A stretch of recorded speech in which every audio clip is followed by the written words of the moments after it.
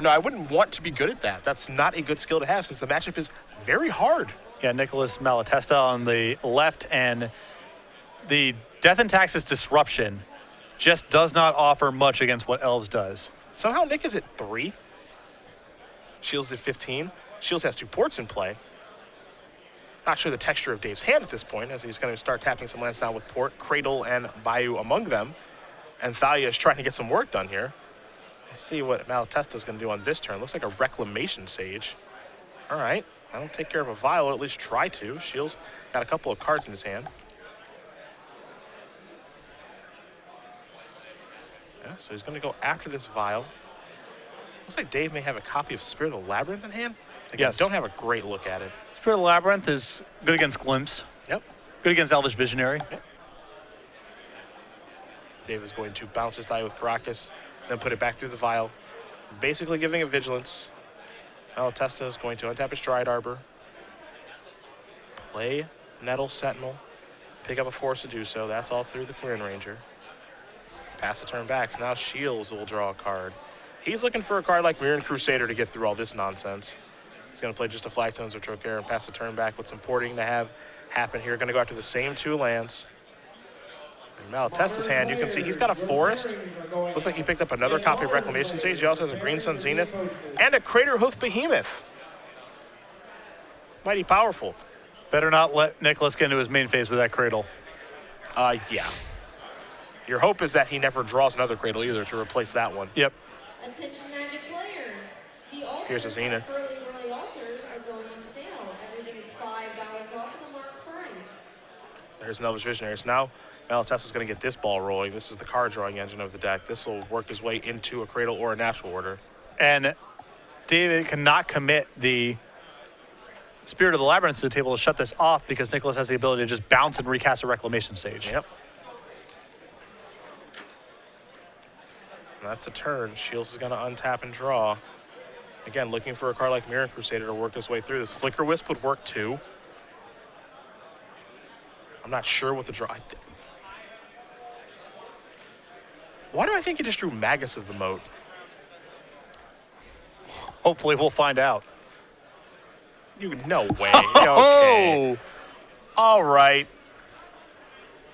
Magus of the Moat, huh? All right. Is that the old hard lockaroo? Well, Creatures without flying can't attack? We'll have to go to the tape here.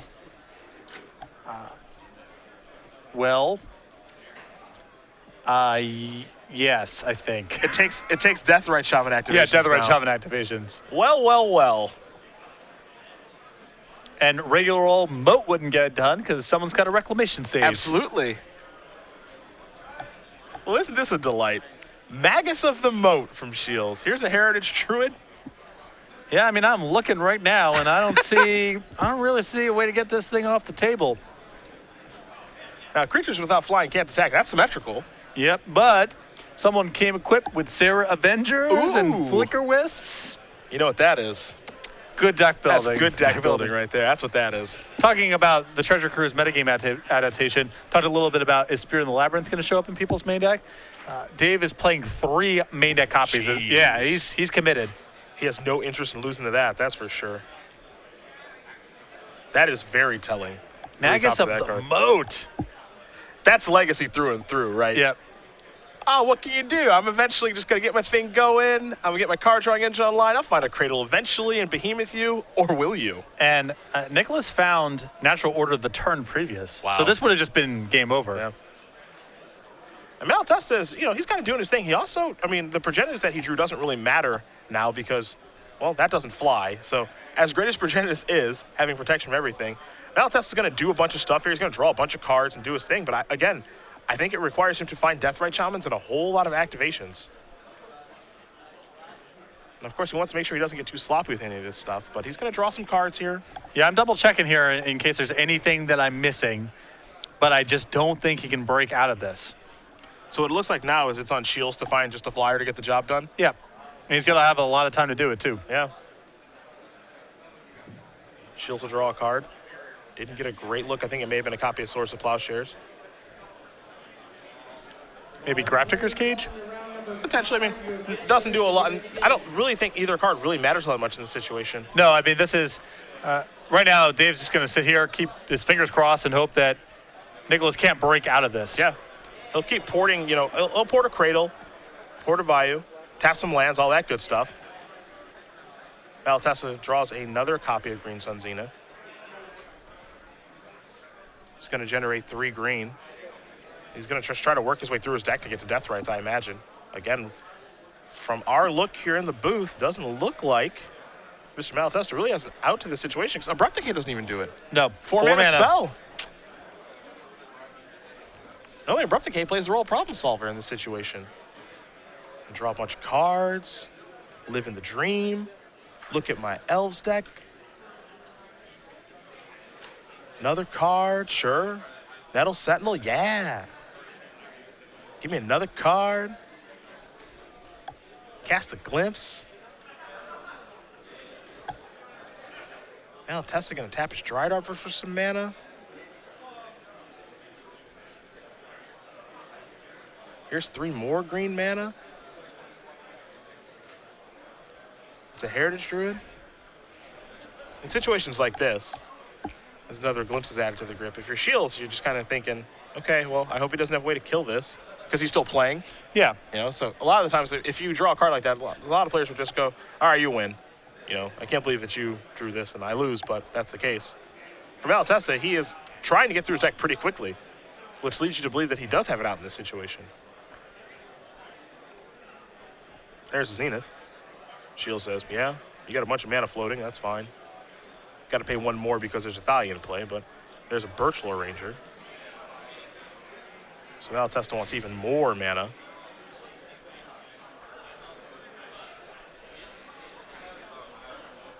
Someone over here trying to cast a Progenitus.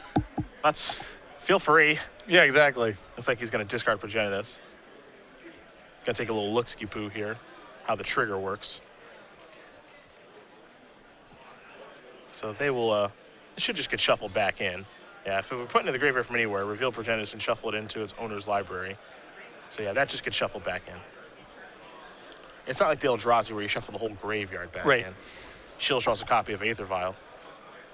Now, one thing to keep in mind, the Grab Trigger's Cage that Dave did draw last turn, well, Nick has Restoration, or Reclamation Sage, excuse me. Yeah, the artifacts and enchantments that Dave has are just non-starters. They don't do anything. They're all going to die. Nick has plenty of mana and plenty of ways to return Reclamation Sage, which is an elf, back to the grip. Wooded Foothills to draw. 3. See how much green he wants to tap for. Again, it feels as though he's got some sort of plan here. Natural Order.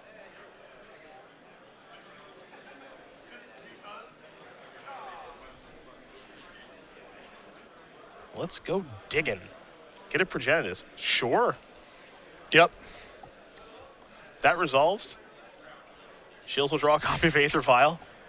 Shields draws are kind of hilarious at this point. Yep. Most of them do nothing. Yeah, I think Nick might think that works, but yeah, so there's Halt. So there's the Magus. Yeah. First I'm gonna tap your lands in your upkeep, but there's also a Magus of the Moat in play. Yep, nope. Dave says, okay, yeah, protection from everything. Yeah, he just taps his Magus. So about that Magus and how you can't attack. And this is what I thought was going to happen, right? Where he's playing on, he's like, yes, we got Progenitus in play, and it's Progenitus, so who can beat a Progenitus? And it's like, well, you can't do anything. Shields is going to win game number 2, and they're going to head to a third one here in just a second. It has protection from everything. It does. It doesn't quite work that way. Yeah. And let's see Dave with a deep breath. The timely Magus of the Moat.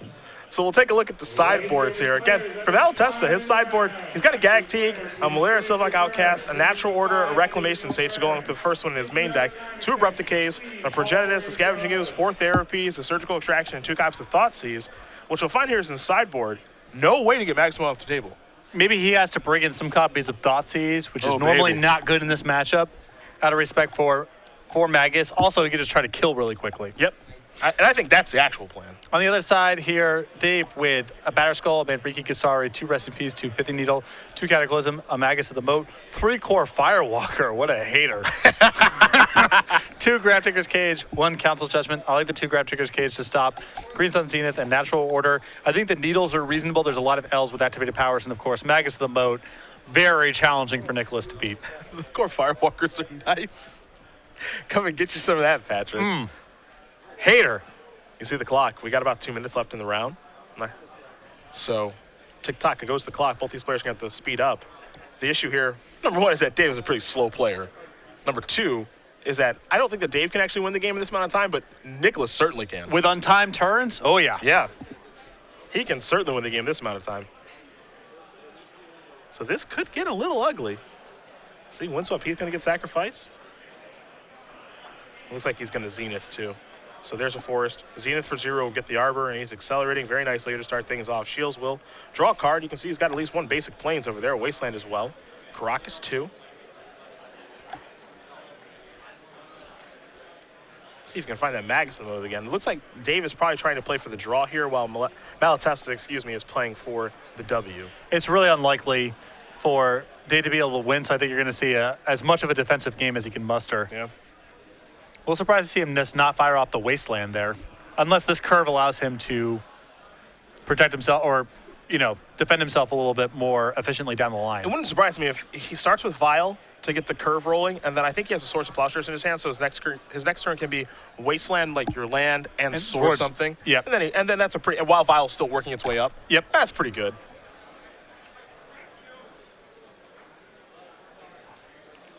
So it looks like that might be the direction that he's headed. There's a Visionary. Pretty good opening here from... His draw is great. He's going to untap the Arbor. Pretty good draw. Oh, yeah. There's the Wirewood. Pass the turn back. Pretty good second turn. Yeah. Well, Shields got a pretty good second turn lined up, too. I mean, he can put him down to 1 mana if he wants. He can Swords the Dryad Arbor and then Wasteland the Cradle. That's pretty good. Well, it is good. You're crossing your fingers and hoping that Nicholas has no more mana. Of course. But it's something. It's something. There's time right now. So Dave will be turns 0, 2, and 4. Nick will be turns 1, 3, and 5.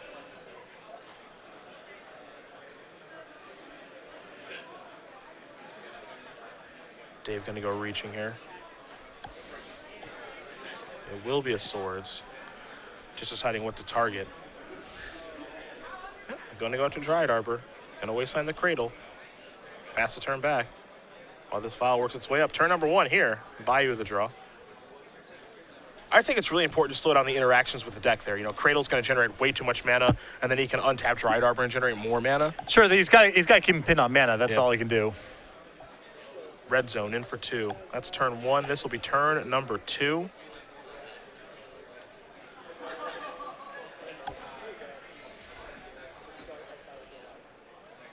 Shields.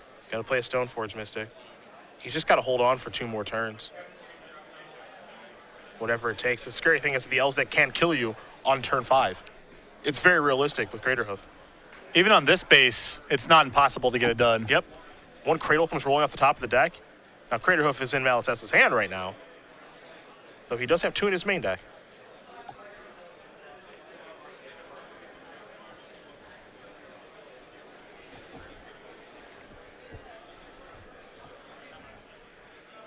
So let's see what happens here. Looks like Birchlore Ranger, perhaps. Actually going to be a Nettle Sentinel. And now a Birchlore Ranger. Looks like we're at a little mana here. Maybe yes, maybe no. We'll see. Pick this up. Yeah, he gets 2 mana this way. He can pick up his Visionary and cast it. And he gets to untap his Nettle Sentinel. Looks like he might have a Vial activation here somewhere. David Lee's considering that. He might have a copy of Spirit of the Labyrinth in his hand. Looks like it's Phyrexian Revoker. Aha! Remaining to sign up for our 3 p.m. standard open trial. There is the Revoker. That's why Death and Taxes, its goal is just to make it so that you don't get to do your stuff. Keep you pinned on resources. Yeah. Your deck does a lot of awesome things. I don't want you to do your stuff. Thalias, Revokers, Wastelands, Ports. The thing is, that mixture of cards is disruptive against all sorts of decks. Elves, not really that high on the list. The Revokers matter a little bit, but Thalia, not that significant. Land destruction elements don't matter that much, although it's nice to keep the Cradle pinned. Revoker's going to name Virtual Ranger. Again, the goal here is just to slow you down.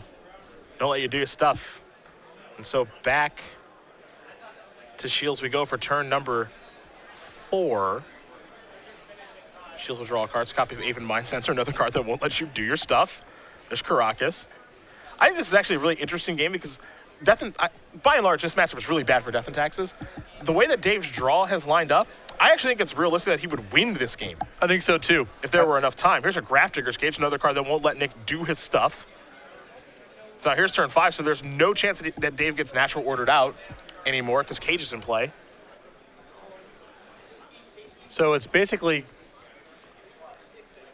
There's a Heritage Druid.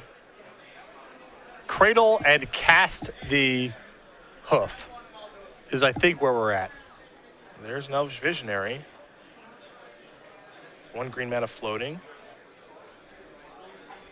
If he actually peeled Cradle off, I think he can win. Oh my God. So that's 6, 7. He has a mana floating. And a mana floating.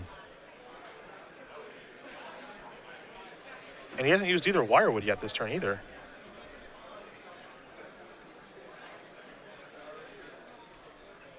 So he's going to return an Elf with Wirewood. Really want to make sure you don't get this wrong. Right. And Summoning Sickness now becomes a factor too. Yep. Although he's likely to be over by quite a bit. Return and untap. Replay. No mana floating. Cradle. 6. 9. Behemoth. Nettle Sentinel will untap as long as he does remember the trigger. Yeah, it is. Not that he actually needs it. I don't think, and that is going to do it. A peeled Cradle on turn 5 by Nicholas Malatesta. And he defeats David Shiels 2-1.